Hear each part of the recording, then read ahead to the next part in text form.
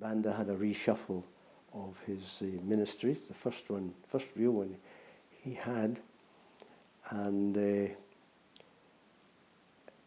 when I went in to see him, he said, I want you to take over and set up a Ministry of Transport and Communications, and that will involve taking back the post office, the National Railways, the main roads, the licensing of roads and transport, and the lake service. And he said, I want you to do two things when you do that. You set up a ministry and take them up and have them functioning. And the second thing is, and this is before independence, and I don't know the date yet, but I want them functioning before the independence, the whole thing. And then I want you to have designed the makeup of this new ministry and of different sections of it in such a way that it will slot in without any upheaval into full independence. So I went down to the new office to meet my new permanent secretary and see it. I was pleased that outside the window was my second son's kindergarten, so I could wave to him during the day. And I met his secretary, another very able lady, a very nice lady, and who's now in Bristol, and I've kept in touch with her over these 50-odd years since then, as I've done with other secretaries. And then there was a tea boy, and there was also a sort of ADC, a young civil servant man about my own age.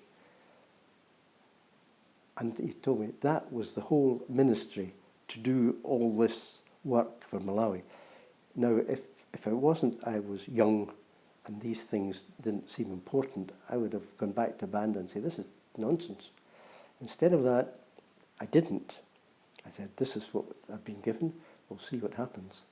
And I sat down on my own somewhere with a pen and I wrote down all these functions I was going to set up Air Malawi and all the civil aviation, that's all the time. The main roads, I was going to do this, that, and I was going to ensure that this Lakeshore Road that Kamuzu wants, that would be well underway. And in regard of licensing of vehicles, the Matola, all this trouble that you have with that, that will all be sorted too.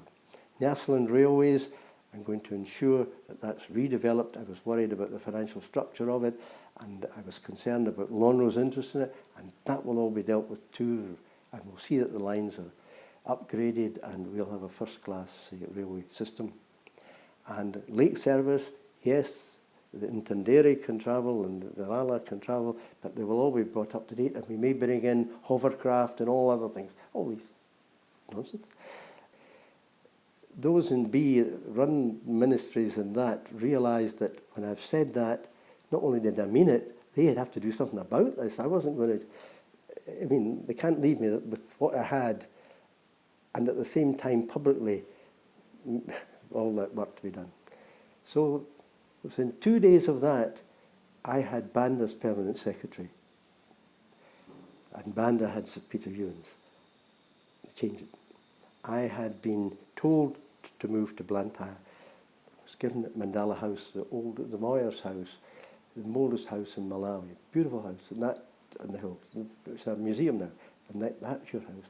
And there was beside the High Court, there was huge buildings empty, and that's your office now, empty, but it was to be filled.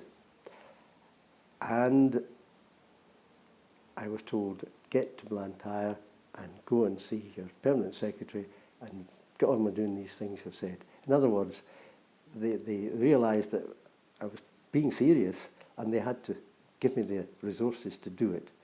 And that's what happened.